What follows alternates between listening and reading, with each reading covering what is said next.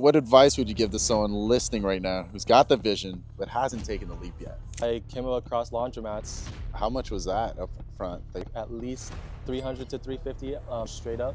I moved down here, I thought I'm gonna go all in the real estate, putting in 120% effort. And then I realized, it's harder than you think. How's it going, everybody? My name is Tristan Guerrero. Welcome back to Straight to the Point. I'm your host. Today we got a special guest. We got Matt Soriano. Matt, how's it going? Matt is a business owner on social media, laundromat owner, and is currently in the venture of creating other businesses to help others out there. To be on the show. Yeah, Matt, let's tell the people how we met, a little bit more about yourself, and then we'll dive right into the episode. Yeah, for sure. We met through Instagram. I think you shot me an email. I still have my email on my bio back then. But yeah, that's how we connected. So very grateful that you shot that out there. But yeah, we met there, and then we were pretty like-minded. So yeah, pretty excited to get on the show and just talk. Yeah, totally. I was really fascinated that you had started multiple businesses, both the laundromat business and your clothing line when I was looking at your profile back then. Yeah. So I want to kind of dive in a little bit more about your background. What got you into that initially? Yeah, for sure. So initially I started at pretty young age, maybe 19. That's when I really started consuming self-improvement and financial content. Okay. Yeah, and it all started with Graham Stephan. You probably heard of him. Yeah. For just financial literacy. Then there was Ryan Scribner for stocks. I don't know if he's still around. And there was Joseph Carlson for dividend stocks. This is what got me into entrepreneurship, because I was really just trying to max out my stocks and make money off stocks, right? When I was still in high school, transitioning into college. Yeah. And I realized that I can't make money in stocks if I don't have money to put into stocks, right? Right. So then I was trying to put all of the income I get from the smaller jobs that I used to do. I used to do laundry for my school's basketball team and everything. Oh, wow. So I used to put all of that money into my stocks, but I still would my dividends would be 30 cents or something like that every month, right? My dividend stocks, and I was okay, so how can I push this, get dividends $50 a month or something like that, right? That's the next goal. But I have to have a side hustle to make money, right? And then that's when I started really getting into businesses. So in college, the first business I tried was to write a book, publish a book on Amazon about self-improvement. Yeah. Nice. So this was sophomore or junior year of college. I spent the whole summer just writing this book, everything I learned about self-improvement, financial literacy for people in high school to college. I was oh, this is gonna make me rich. Everyone's gonna buy this book because it's gonna be great. I published that book after writing it, published it. It's on Amazon, still on Amazon, and I realized how important marketing was because no one bought the book. Right. But that was my first experience of oh, this is I built a product which I really believed in, but obviously I was missing a lot of different aspects, right? So marketing, I had no brand, no community around it. Yeah. And then the next business after that was a clothing line, NFT shed.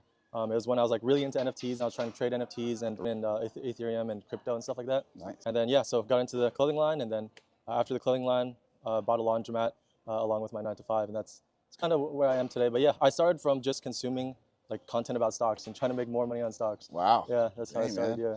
And now I just found out today even that your 9-to-5 is in aerospace engineering, which is kind of crazy.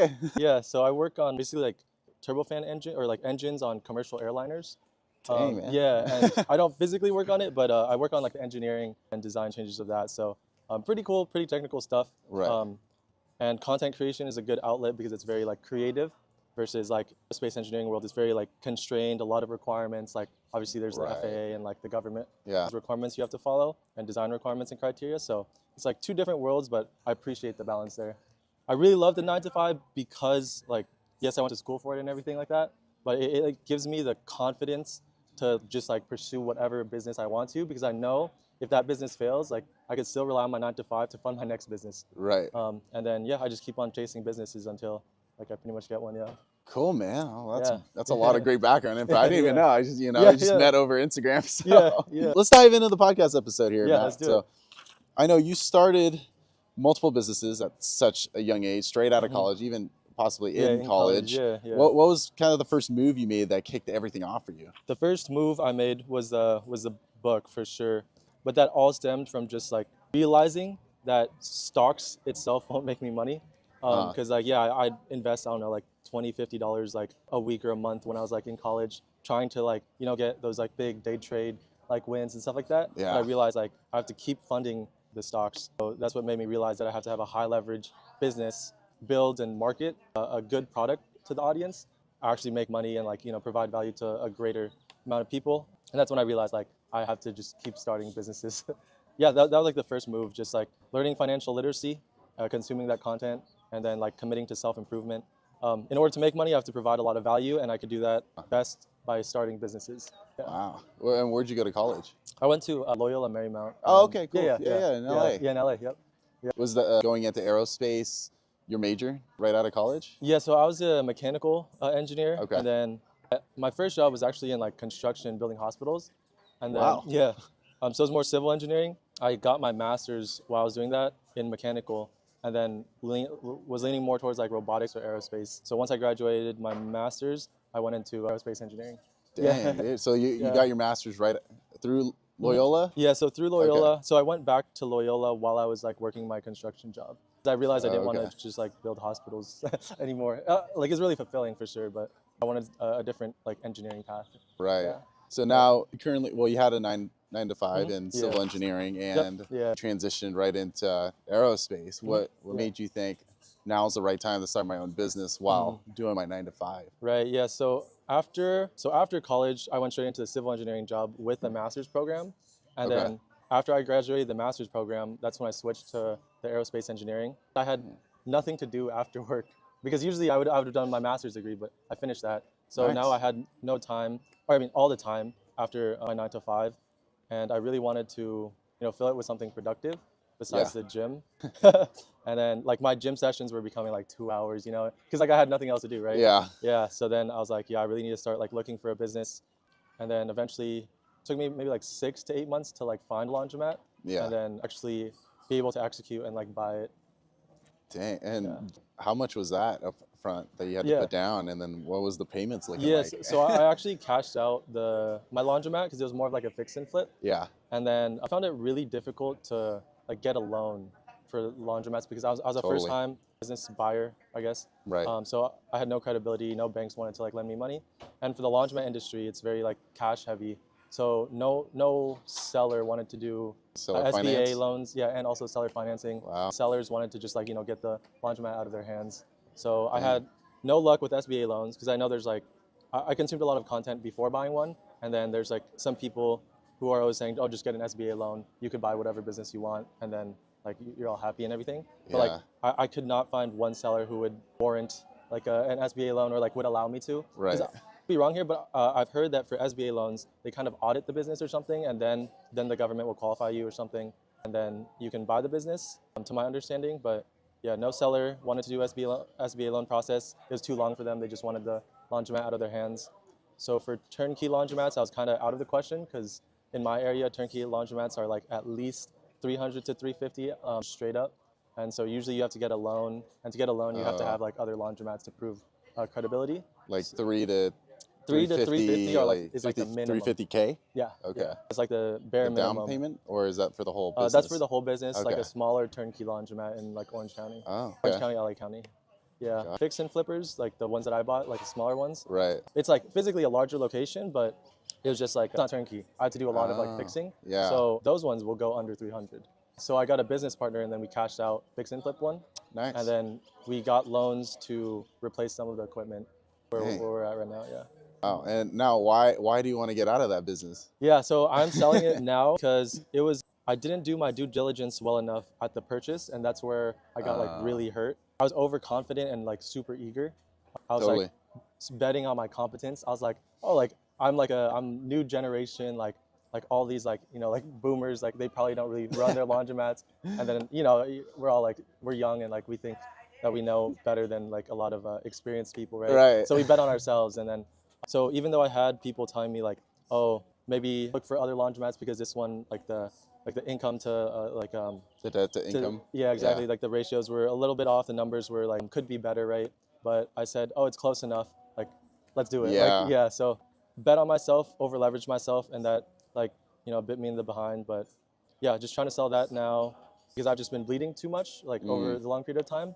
But I've set it up in like a good enough state where like I know the next owner could just like just add a little bit more equipment, take a little bit more of the loss, and then in a few months, like the new owner should be fine. Right. Yeah. Yeah. So, Yeah. That's a good learning lesson. I mean, like definitely. being able to run a laundromat business, because I've actually wanted to myself Yeah, invest yeah. in one. The numbers don't math, because numbers are It's all everything. They don't numbers. lie. Yep. Yep. It's, That's what I if, learned. and Yep. if it doesn't make sense, then you don't want to Yeah. go through Exactly. that financial stress and struggle. Yeah. Yeah. And I work with a lot of investors that invest in like real estate, Yeah. not just like commercial like yourself, but Yeah. residential. And if it doesn't make sense in terms of the purchase price to leasing to tenant, Right. you're Yep. not gonna want to buy it. Exactly. Yeah. It's all numbers. Or even like fix Yeah. and flips. Like you buy not a fix and flip laundromat, just a house to Yeah. go in. You're gonna want to know what the APR is. Exactly. Yeah. You know? Yep. You want to know all the numbers. Yeah.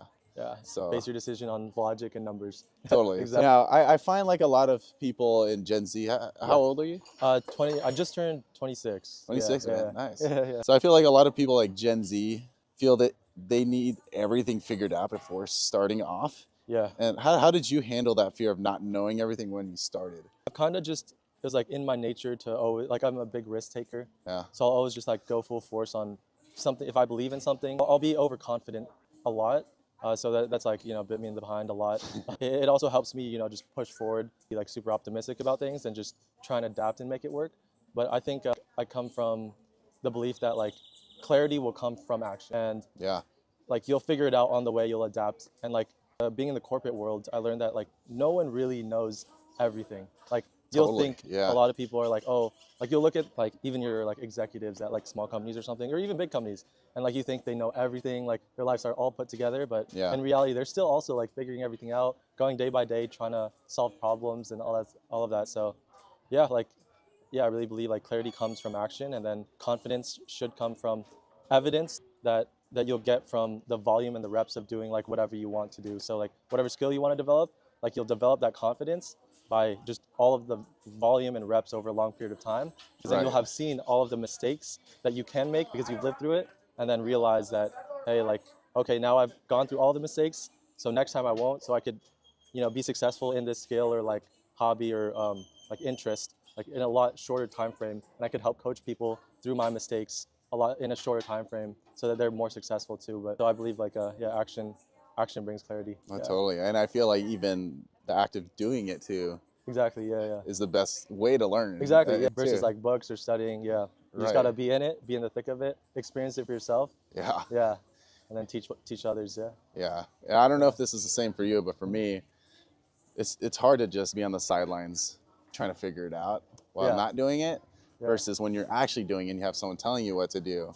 It's a little different in that perspective. Yeah, for sure. A lot of my friends, a lot of people I meet in our generation that just feel like they just need the plan out before they take that step, or even like with the resources they have, they don't want to make that initial step and take that risk because it's not, they think, they fear the worst. Exactly. And to add on that, I think social media has kind of skewed our perception a little bit. Because all we see are like highlight reels and like post-worthy wins and everything. There's not many people who are really talking about their losses and are like super authentic about like entrepreneurship and like business is. It's like honestly like really like I could say like shitty, Like there's a lot of bad times that you have to endure yourself. Super lonely. Not many people could relate to you, and you just have to go through it, And that's not really shown on social media. It's usually the side shown on social media is like, oh, like I bought this house and now I can buy my Ferrari. Like, it's like, it's very skewed, and it's like, oh, like business is easy. Like, why don't I just do business? And then you get into it. It's a lot harder than you think. It's a lot harder than you think. Watched online. Exactly. So I think social media skewed us a little bit, but it is very hard to take that jump for sure. There's a lot of analysis paralysis, and especially if you're like overwhelmed by a lot of stuff. There's so many things that you could do. Like, you could do, if you want to invest in something, you can invest in stocks, crypto, like you could try and day trade, you can like real estate, commercial, residential, overwhelmed with like a plethora of options. You just got to focus on one and give it your best shot for sure, and learn by doing, like you said. Totally. And now like when I posted actually an episode a few weeks ago about the financial freedom to buy into real estate, I got a lot of hate and pushback on it on my comment section. Saying like, oh, that's gonna be never, or I'm never gonna make the money to buy it because like, oh, houses cost too much, But there's also the creative aspect of you know, owning a house isn't just to complete the American dream, but to be able to learn the process of being able to invest into your financial freedom, your Yeah, livelihood, definitely. you know? Yeah, yeah. It's not just to own a house. Yeah, And I got pushback too, saying like, what's the difference in investing in the real estate when I could just work from home, invest in crypto or right. stock trading? Yeah, It's the same thing. It's yeah, not really the same thing because it's not a tangible asset. yeah, yeah, You know, I don't know what your yeah. thoughts are on investing in a real estate. Not that I'm talking you into it, Yeah, but yeah, just want to yeah, of get your course, yeah. perspective into it. Yeah, just to address the hate comment stuff, I think, yeah, there are a lot of like limiting beliefs. Like whenever I post stuff too, like if I get like comments like that, I just like look at it as they have limiting beliefs that, you know, they grew up into, like they were never taught out of. And they don't believe that other people like don't have that limiting belief. And, you know, like their world revolves Right. around like their, like whatever limiting beliefs that they, you know, were like raised into. So it's pretty hard for them to see like the perspective that like you see about real estate or I see about like laundromats or stuff like that, you know? Right. Because we've lived it and like we do that every single day and we see what's possible. Yeah, totally. But for real estate, I can't really talk too much about it because I haven't really like, you know, like invested in it. But technically you did. yes, I mean, I did with the but did you commercial, have to yes. pay a lease with a Yes, so I do laundromat? have Oh, a okay. lease, yeah. But for real estate, so I guess this falls into like my belief that I like just straight focus. Even though it seems like I'm doing so much, I'm really trying to like hone in and focus on one thing. Totally. But for real estate, I truly believe that like once I get a very high leverage business going, then I will invest in real estate as more of like a slow growth like asset to park my money. I haven't really looked into like, I know there's so many creative ways for financing and like ways to like get loans and stuff. And like I feel like that's a really good way for a lot of people to get into like investing in like business, because like yeah, there's a lot of like knowledge out there. Like you have everything you need to like be creative. Totally. You know, break your limiting beliefs that it's a high barrier of entry like way to invest. So I really think, yeah, real estate is a good way to like get into investing for a lot of people. Just for me personally, I've found success in social media right now, so I'm really just trying to hone in on that. You know, cut the laundromat, no more clothing line, just straight social media and my 9 to 5. So yeah. Totally, man. And going off of social media, I know social media shows all the wins, like what we were talking about, but not the grind. And that's why I liked about looking at your social media, because it showed the grind. It was authentic. Like, hey, you know, it's not rainbows and unicorns like everyone was saying to own a laundromat, start your own business on the side, and work a 9 to 5. So what's kind of the behind the scenes moments that tested your commitment to the business journey and figured out what you really wanted to do now? Yeah. So there's a lot of it. I mean, like even if I go back to like the clothing line, it was like I was I think I was in my internship still, almost transitioning to my master's degree, like just graduating college. But that's when I kind of started my clothing line, and it was just like super late nights, just like coding and like coding, like trying to integrate like crypto payments into my like web page and all that stuff. A lot of fun times, but a lot of times where I'm like, why am I doing this? Like, will this even do well, right?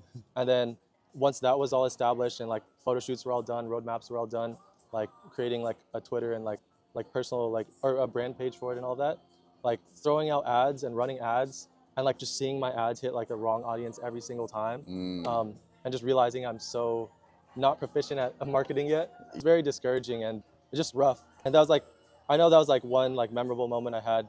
Just like it was like one of like the last rounds of ads I threw out for the clothing line, and then just seeing a bunch of hate comments in the ads, you know, it always it's disheartening. But yeah, we moved on. Totally. And then for the laundromat itself, yeah, I think that's why I've been doing well on social media, because I'm pretty like authentic about the experience on the laundromat. How it's not all like rainbows and like happiness and stuff. There's a lot of like moments where it's just like, dang, why do I have a laundromat right now? Like, why did I put myself in this situation? Specific one was like, I was looking through my camera roll today, and I saw like there's one night, it was like around 12:30 a.m. And this was after work. Like it was a Wednesday night, and it was after work. I still had work the next day, 9 to 5, and I was like in the laundromat by myself because my partner was out like with his family or something. And I was just replacing the coin drops, which is where you put the quarters. All of our machines were like card, but it was an outdated card system. So we didn't want to hire someone to replace every single like coin drop. So we just bought the coin drops, and we wanted to keep the laundromat open for our customers the next day. So I was in the laundromat just like replacing every single coin drop like at night by myself. And it was just like, I was like, what am I doing, man? You know? But that was definitely one of the moments where I was, entrepreneurship is a grind for sure, and really hope it pays off. But laundromat hasn't yet, but I'm still super optimistic that content will. Yeah, totally. Yeah. And now, and then you mentioned on social media, you're starting your coaching business through Yes. social media. Yeah. So let's talk a little bit about that. What got you into wanting to start coaching from the laundromat? Yeah. Yeah. So the laundromat, like, even though the business itself wasn't successful for me, I know it will be for the next owner as long as they're like, proficient at it. Yeah. But regardless, it wasn't successful for me, but it gifted me my next business because I was Yeah. able to make content and like almost like a signature series and like almost like a signature like brand. Like I'm like this like Gen Z like with a laundromat, like totally random, Yeah. and a 9 to 5. So I think that drove a lot of traction to my page, and just being like super authentic helps. So that those videos have like blessed me with like a bunch of like DMs and like inquiries of like, hey, can you like just help me with like entrepreneurship? Can you help me with like Nice. getting into business and stuff like that? Yeah. I've just like ever since like I started blowing up, I just kept answering DMs, like providing as much value as I could to as many people, and then people eventually started asking like, can you just coach me, like for the most random stuff? And I was like, sure, let's do it. Like I launched a coaching program, and I guess a one-line summary would be just helping early career professionals become entrepreneurs, because that is one thing I could for sure teach, because Yeah. I'm an early career professional. I've been through the whole like college to 9 to 5 phase. Like, Right. I know I could resonate with that specific group of people like so well, because I've lived through it and like I've succeeded through it. And then in that phase of life, like I've started multiple businesses, so I can get people to start other businesses too. So I'm really confident in that. So right now I have a few clients. Like one of them is trying to buy an HVAC business. One of them is Nice. starting a barbershop, and then another is starting his own personal brand so he can monetize. So Wow. yeah, so just A coaching them through that. wide spectrum of businesses Yeah. coming to you. Yeah. Yeah, That's cool, for man. sure. But yeah, I've been blessed with that business, and it's a lot higher leverage. Like I literally could be working wherever, and it's like I could wake Totally. up exactly. I could wake up like Work here, work at the exactly. beach. Yeah, You yeah, know? yeah. It's like I could wake up and like talk to my clients in the morning, talk to them at night before I sleep.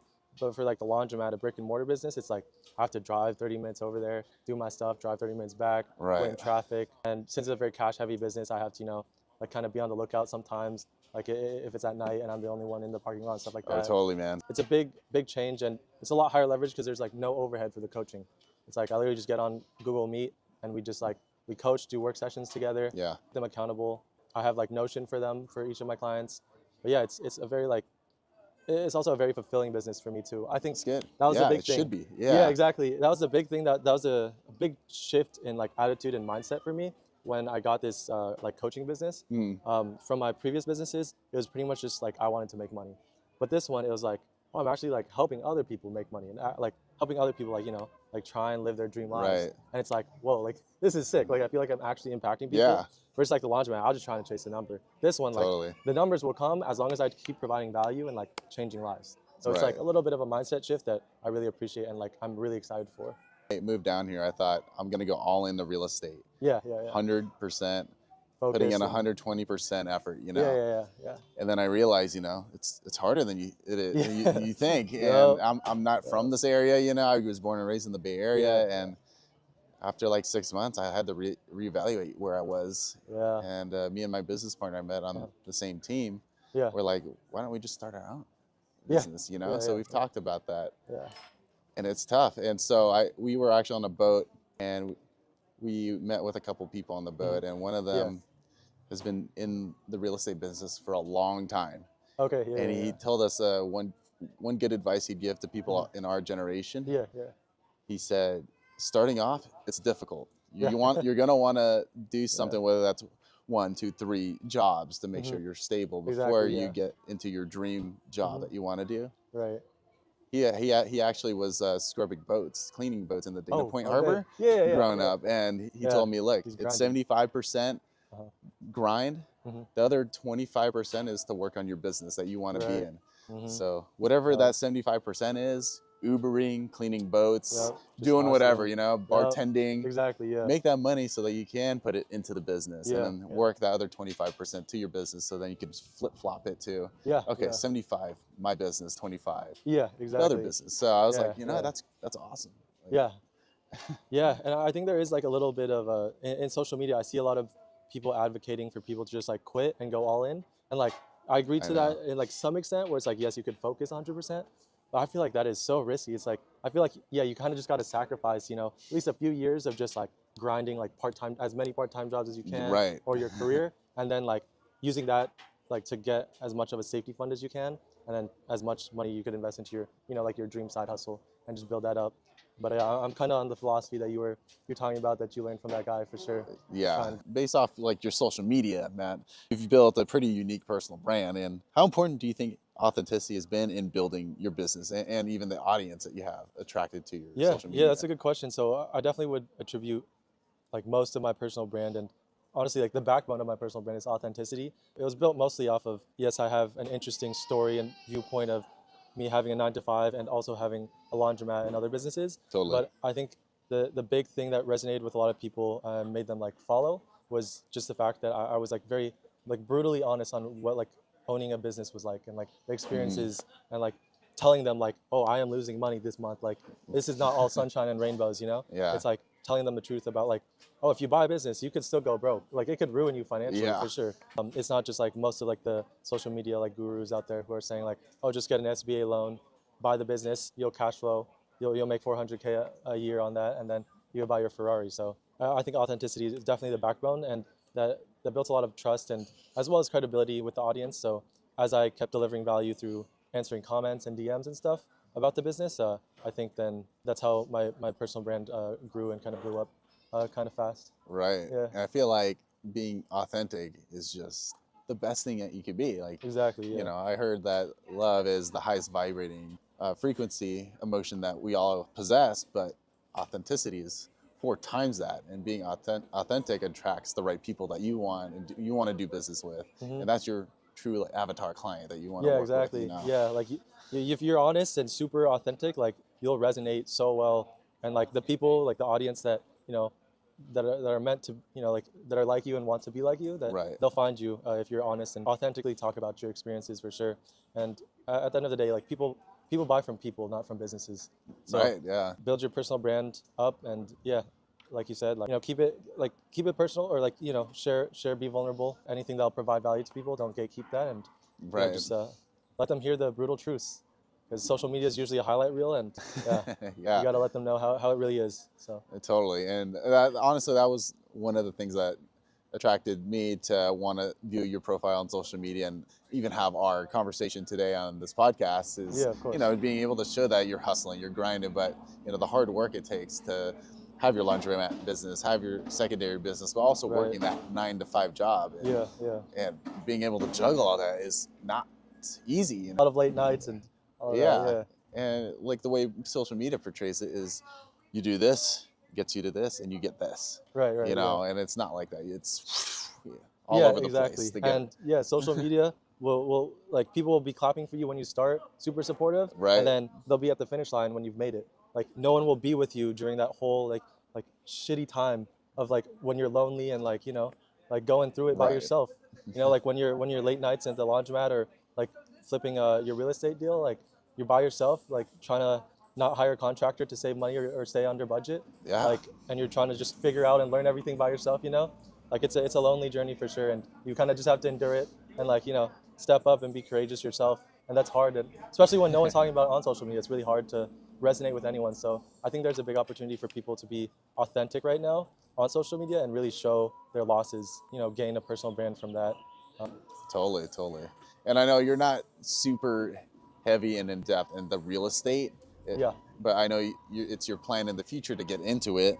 Let's talk about real estate and what role you think it plays in long-term success for Gen Z entrepreneurs, because I know a lot of them, even on my own accounts, I've gotten backlash on, I could just work from home. I could, go into crypto or stocks. Why can't I just do that? Like real estate is just this big idea to invest into, Yeah. I feel like a lot of people view real estate as a very like high barrier of entry. Only people with wealth can invest in real estate. But to my understanding and to my extent of knowledge in real estate, there's a lot of creative ways and creative financing you could go about it. I've tried a lot of creative ways to finance and get loans to buy like, commercial like laundromats and stuff like that. But there's so much knowledge and like ways to find mentors and like good partners in real estate, that I think it's just such a golden opportunity. If you don't know what to like focus on right now, you like, obviously there's a plethora of options. You could go social media marketing agency, you could learn like certain high income skills like copywriting, stuff like that, or marketing or sales, and you could go into those types of jobs. Or you can do real estate, you can do crypto, you could learn day trading, whatever you want. It's like like you just got to pick one focus, and if it's real estate, just know that there's so much knowledge out there, and yeah, it's definitely a great opportunity to go into right now for sure, if that's the path that you choose. Totally. Yeah. Why do you feel like our generation is like very hesitant to make that first step, and it's very one-sided or the other in terms of like anything, even like not just business, but like even like our system or just anything that you see out there? It's just you have to be this way or that way. Like why do you feel like we've started to be more constrained to think that narrow-minded way versus exploring and be more creative? Yeah, I think there's a lot of limiting beliefs that need to be explored by every individual, and it's just based on like their upbringing and like what they've learned and what they believe is true, and like every belief that you hold like can be questioned. So definitely like not a lot of people practice like that like the art of introspection and really trying to like think about like, is this actually true, and like breaking it down, especially with like a trusted person like that they could like bounce ideas off of and hear like another perspective, or like a brutal truth that they don't want to admit. So there's a lot of limiting beliefs, and I also think that social media also obviously skewed a lot of perceptions. Either you win big or you shouldn't do it at all, and it's like people just post their highlight reels or post how easy like it is to gain financial freedom or like whatever success is defined to that individual. But in reality, like there is so much, like you could be comfortable to the extent that you want to be comfortable if you just focus on one thing for a long period of time, get the confidence over the reps and just get better at it, like bring value to like that niche of people that you want to bring value to. So totally. And it's all about the purpose too that you want to serve, right? For sure, yeah. I love how when you said you're starting your new coaching program on social media, it served a different purpose for you to serve people versus I just need to make money. Exactly. You don't work for the money works for you is what I was told. And you got to live by that. And that's how what keeps you motivated, it keeps you drive. Yeah, exactly. Yeah, it's like it's harder to wake up just to make money and just to like keep your business afloat, but it's a lot easier in my experience to like actually have like clients that are trying to better their lives and get closer to their dream life, and then knowing that you are actually legitimately helping them make strides to their dream life faster than without you. And like just that fulfillment of being like or feeling like helpful to my clients is like that wakes me up a lot faster than if like, oh, I have to go to the laundromat today to collect the money or something. It's a lot different feeling versus like just trying to make money versus like, okay, money will come proportionally to how much value I provide to people. And I think that's a more fair trade of my time and of just like money. Totally. And even to bounce off of bringing value to people are very selfish, and they only think about themselves. Me, what do I want? Well, how's this going to help me? Right. And so to be able to change the perspective of, okay, I am bringing you that value, you got to be able to think of ways to do that, so then you can level with them and be like, oh, okay, I get it now. Yeah. There's a lot of like, and I think like it comes back to like self-improvement too, like committing to self-improvement journey. Like as you improve yourself, get into the gym, get into fitness, get into like, taking control of your life and realizing that you can become free to whatever extent you want to become free, and you can become successful and breaking your limiting beliefs, then you'll kind of start realizing that like, like the world doesn't revolve around you, and like there's a lot of people around you that you can help in whatever expertise you want to help them in. So commitment to self-improvement too could help our generation for sure. Right. Well, as we're kind of winding down the episode here, Matt, I did want to ask one last question here. Yeah, let's do it. What advice would you give to someone listening right now who's got the vision but hasn't taken the leap yet? It's just action brings clarity. Just take the leap and adapt as you go. We're young. Someone with a super high net worth, like who's 65 years old, would trade all of that to be in our shoes right now and be able to take the risk that we could take. So just take that into mind. Maybe like shift your mindset a little bit. Pretend that like yesterday you were your 70-year-old version, and then today you were blessed with the opportunity to be 25, 26, 27, like ready to take risks. So if you have that mindset, it should take you a long way, and take the risk. We can recover. We're young. So might as well, And you got to be comfortable with being uncomfortable. Exactly. Yes, sir. Yep. Totally, man. Well, where can people find you on social media? Yeah, Matt with the curls. With is just the W, so Matt W the curls, and I'm gonna bring YouTube, starting that up. So it'll be linked on my Instagram and everything. So he'll be all good. Yeah. Totally, man. Come on, guys. You got to follow Matt. He's got some great content putting out there and starting businesses and doing a 9-to-5. So go follow this guy. I'll take care of y'all. Honestly, Matt, it was great. Pleasure to meet you out here at Fox Point Farms. New development right here, along with a farm and Organic store right here. Yeah. So thank you for coming out today in the Encinitas, Thank all the you way for from having Orange me. County. Yes, sir. Yeah. And to you guys watching, thank you for tuning in to Straight to the Point. I'm Tristan Guerrero, your host, and this is Matt Soriano. We'll catch you on the next episode.